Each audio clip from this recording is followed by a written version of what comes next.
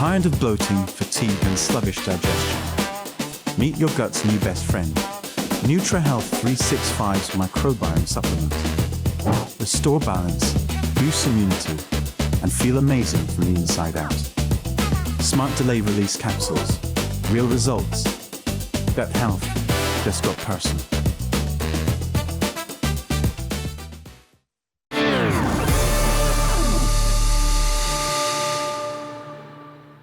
Good morning, everybody, and welcome to Friday's episode of Trending, brought to you by NutriHealth 365. I hope you're well. I hope you had a good week wherever you may be in the world. Well, today's show is going to be themed around hindsight and how looking back at issues, looking back at world events, whether they be situational events, people, happenings, and so on, in the passage of time since they've happened, you'll see them in a very different light. And that seems to be a trend we see through so many things where something happens, people call it out, but the establishment says nothing. And then passages of time go past, and the people that called it out and were absolutely abused, usually, marginalised, censored, ridiculed at the time for calling something out, are then proven to be correct, by which time the people that imposed whatever that situation is are long gone. They're not in political office anymore, and they don't really face any kind of comeuppance or comeback for their actions. Now, each story is different, but each story has an air of that to it. None more so than the first story we're going to look at here today. So the COVID inquiry is going on here in Britain, where they are essentially, supposedly, objectively looking at all the things that were done in the UK's pandemic response to the alleged virus COVID-19. That may be lockdowns, that may be the closing of certain businesses, that may be the closing of schools, that would be the vaccine rollout, that would be all the media rhetoric, that would be everything. Now, if you were sat here and using that keyword I used then, objective, you would conclude that the response was absolutely ridiculous. There was no justification for 99.999% of the things that were imposed upon the British people, and indeed imposed upon the wider world by their governments, because as you know, every government apparently is independent and reacts differently to situations, yet pretty much every government in the world, with the exception of Tanzania, reacted in the same way. Maybe you could class Sweden in that category as well. But based on this headline and based on this revelation from the inquiry, I don't think that's the outcome we're going to get. Headline reads, UK did too little, too late, leading to thousands more COVID deaths. Evidence to support that? Absolutely none. Now, we'll dive deeply into the story and then we'll make some comments on it. The UK's response to COVID was too little, too late, which led to thousands of more deaths in the first wave. An inquiry into government decision-making says. The report also says that lockdown could have been avoided if voluntary steps like social distancing and isolating those with symptoms along with household members had been brought in earlier. By the time lockdown was enacted, the long delay led to a potential 23,000 more deaths in that first wave. This is what this inquiry is concluding. Now, there is no evidence to suggest that a virus called COVID-19 ever actually existed. Now, people may watch and go, but people died of it. People died. What they died of is another conversation. The number of people every year that die of flu in this country, for example, just seemed to go down to pretty much zero. And the number of people that supposedly died of COVID rose to a suspiciously similar amount to offset the people who would normally die of flu. And you can apply that metric to America as well. The number of people that died of completely unrelated things, whether they be cancers, whether they be road traffic accidents, whether they be suicides, and had COVID-19 on their death certificate because the protocol was as soon as you entered hospital, for whatever reason you entered, if you died within 28 days of that initial time you went into hospital and were given a COVID test, you were given a COVID test regardless of what had happened. You've been shot in the head, you were given a COVID test. And if you happened to die of any cause within 28 days of that COVID test, you went on the statistics as a COVID death when you didn't. I spoke firsthand to a number of families during that time whose loved ones died of a variety of different things, including some of the things I just mentioned. And COVID is on their death certificate, despite the fact they had nothing to do with that. So in a real pandemic, you don't need to fix figures. In a real pandemic, it's obvious in front of people's eyes the problem. As we've said a few times on this program, if statistics and stats and studies don't land on the side you want them to, then you lie, you make them up, you manipulate them, you censor the other side. And that's exactly what we saw through this particular situation, which for most people alive today, certainly anyone of a younger generation, this is the biggest event to ever happen. It's got everlasting consequences, whether that be on the elderly that died alone and didn't see their loved ones one last time, whether it be the young who had schools closed, whether it be kids that were born in that period. My kids were born in 2020 and 2021, and I remember for my wife, it was really difficult because all of those support systems that you would expect for a new mum and for young children weren't there. So a lot of kids started nursery, started school without any socialisation. That's going to have everlasting consequences. All those kids that were stuck at home during COVID, just on phones, not having human interaction, again, that destroyed so many businesses and people lost their livelihoods. There's everlasting consequences and effects, and that's before you even consider talking about the vaccination or experimental gene therapy, as it should be more accurately described as. However, this immediately has justified lockdown. And in fact, it's justified that lockdown didn't come soon enough. Too little, too late. It's justified social distancing, which kept so many people apart and made shopping mall and supermarket and street interactions incredibly bizarre and robotic if you adhered to these measures. It made interactions between people frosty. You're too close to me. Step away. You're putting me in danger. I saw it firsthand. It was bizarre. And if you didn't go along with the rules, you got had a go at. You got shouted at. And, bring it on. Don't mind being shouted at by people that are too blind to see what's in front of them. However, it made social interactions very strange. And again, that will have everlasting consequences. But this inquiry concludes that was good. That was a necessary evil, when it wasn't at all. As I said, COVID-19 as a virus has never been proven to exist by any metric that is remotely credible. It's a fabrication. It's a lie. It's a myth. It's something that never existed. So a vaccine for something that never existed has been rolled out. Does that make you question what the vaccine is and whether it was something that instead of the vaccine needed for the virus was the virus needed to justify the vaccine? That's a rabbit hole and a half to go down. And you'll conclude very quickly, if you look at all the objective evidence with an open mind, that it's the latter, not the former. But the reason I think that this is important, and the reason that this is important, there's an obvious aspect to it, which is the system's covering its back.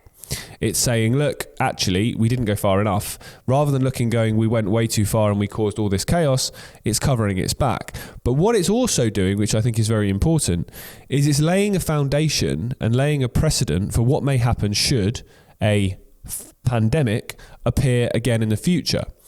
Because so many people sat here today would go, I wouldn't lock down again. No way. I wouldn't behave like that again. That was crazy time, wasn't it? Even people that went along with it to begin with would turn around now and go, this was, that got way out of hand. And also a lot of people have started to question people that went along with it, people that have started to question, I've seen people have the vaccine. I've had the vaccine, for example, not me, but I'm talking as somebody, and I've become ill and I've seen friends become ill. So I'm starting to question a little bit. Those kind of people now will have to go, or will be probably thinking, actually, am I wrong? Did they get it right? Or actually, did they not go far enough? And it plants that seed in people's minds. And especially when you have a prime minister in this country who went on record during that whole time saying that the government weren't going far enough, wanted to work with the government, in his own words, on emergency legislation to deal with, literally quote unquote, deal with anti-vaxxers. So you can see the foundations being set. Add to that the pandemic treaty that's gone through the WHO, the World Health Organization, which essentially gives all signatories of it the right for the WHO to dictate their pandemic response internationally, their own governments, their own democratically elected governments, however horrendous they may be, basically are superseded by this bill or this treaty. All of this sets the precedent, I think, in people's minds, and also lays the groundwork to say, look, we can do this again because it was needed. It saved this many lives. In fact, not doing it or not doing it early enough cost 23,000 lives, according to that. What metric they've possibly used or made up to come up with that number of 23,000 is just astonishing, utterly astonishing, and completely fake and completely fabricated. But they get the outcome they want, which is Boris Johnson gets blamed for the fact he didn't react quick enough, and that this blasé attitude that he apparently seemed to have was the wrong way to go, and it needed a more authoritarian hammer response, quick, decisive. Well, that's all leading into, if this kind of situation arises again, which given it didn't actually arise for real in the first time, COVID didn't exist, just goes to show how easy it is for them to fabricate something like this again. The question is how many people would buy it. I sincerely hope a lot less, but with stories like this and outcomes like this from inquiries that essentially conclude actually the right thing was done, just not quick enough, how many people now will support extreme measures once again that wouldn't have done without these reports? Now, these reports, as we know, if you're watching this program, you probably conclude the same as me, which these reports are nothing more than fiction. The outcome is decided already. And the data and the evidence will simply be manipulated in order to give them the outcome they want, which is we did the right thing, maybe actually we didn't do it quick enough. Because that then gives them the opportunity to use that as a justification next time. But unfortunately, there will be people that will read this. There will be people that believe this is an objective inquiry that is independent, that is holding people to account, and that will say, actually, you know what? I thought they were a bit blasé. I thought they were a bit chaotic. We needed this. We needed more extreme measures, and we needed them quicker. And you'll have most people on the what so-called left of politics, which has become a much more authoritarian philosophy than the left really should be, or historically was. You know, whether that be in the Labour Party, whether that be in the Greens, whether that be the Liberal Democrats, whatever it might be. They will all support these findings.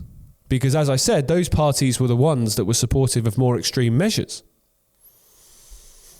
It's very, very clear to me that this is not just a back-covering exercise for Johnson and his cronies. It's also a situation where they are, I guess, trying to manipulate people to believe that if something like this arose again, we'd need to act in a similar or more extreme way. Well, more extreme way. Whereas without this data, data, it's fake, isn't it? But without this report, I should say, more people would have absolutely opposed anything like this in the future. So the modelling which shows that 23,000 deaths, this is the metric they're using, 23,000 deaths could have been saved by locking down just a week earlier, which is absolute BS. It was produced in 2021, apparently. The figure would have equated to 48% fewer deaths in the first wave to July 2020. It's a fabrication. It's a fabrication. They claim that nearly 250,000 people died of COVID in this country. That's just such a lie. And you only need to look at the stats with any questioning eye to see that they just don't stand up to scrutiny. For so many reasons. I mentioned earlier the reclassification of people that had died of many other things as COVID. You've also got to consider the withdrawal of care from people in care homes. Then before you even look at the midazolam and morphine scandal, which we covered here. We had a special on in 2020, and we made the film A Good Death, which you can watch for free on Iconic. We'll put the link in the description. That's before you take into consideration all of those things as well. Come on, this is ridiculous. This is so clear to see that there is so many questions that need to be asked about those numbers. Yet here they are, rather than this inquiry asking those questions, which would lead to some answers the system and the cult absolutely do not want, and it would question the validity and the credibility of any stats ever coming from governments moving forward. They're just parroting the same stats, the same numbers, without a single investigation. I bet throughout this COVID inquiry, midazolam will not be mentioned once. Because it's a conspiracy theory, right? Isabel Oakeshott told you so. It's definitely not something with a massive, massive wad of evidence to support the fact this clearly happened, including government officials like Matt Hancock talking about it. There's definitely not hundreds and hundreds and hundreds of families out there that will talk firsthand at their experience of dealing with this with their loved ones in hospitals. I've sat opposite them, whether it be wives, husbands, fathers, mothers. I've sat and talked to them. I've seen it. I've seen the pain. I've seen the suffering, and I've listened to the evidence. And this inquiry won't. Because this inquiry isn't about figuring out what they did right and what they did wrong. This inquiry is about a whitewash. Just like the 9/11 inquiry was. Just like the Chilcot inquiry was. Just like Operation Yewtree was. It's the system covering the system's back and setting a precedent, in this case, that in the future, we may have to do this again, everybody.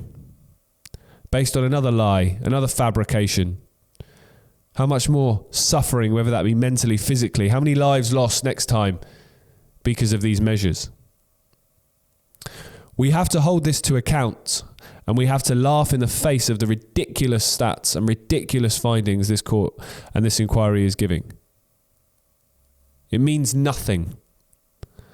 And we can't let this just lie, because the people that were involved in those decisions need to be held to account. And I genuinely believe they will be, because I believe the fallout of this is so large that it can't be ignored, and it won't be ignored. So I'm sure we'll see more come out from this inquiry over the next few days. I'm sure it will be of a similar genre, which will be telling you the system did the right thing, or maybe it didn't do the right thing quite quick enough. But we shall see. As I mentioned, our film A Good Death, which has the whole story of the midazolam scandal, you can watch for free over on Iconic now. I'll put the link in the description of this episode. If you're watching with us on YouTube or Twitter, thank you for joining us. I'll see you on Monday.